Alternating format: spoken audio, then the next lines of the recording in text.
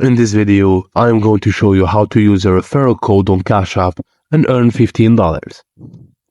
If you received the referral code for Cash App and want to claim your bonus, follow these steps. Start by downloading the Cash App on your mobile device. During the account setup process, you'll be prompted to enter a referral code. Input the referral code provided to you by your friend or designated field. If you're aged between 13 and 17, you'll need to send a request to a parent or guardian for approval. Once your account is set up, you'll need to link a debit card or order a physical cash card. This step is necessary to complete your account setup and claim your referral bonuses. To qualify for the referral bonus, you must send at least $5 within 14 days of using the referral code.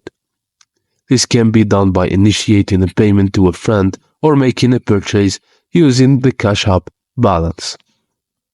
And that's it, guys. Thank you for watching, and please don't forget to like and subscribe.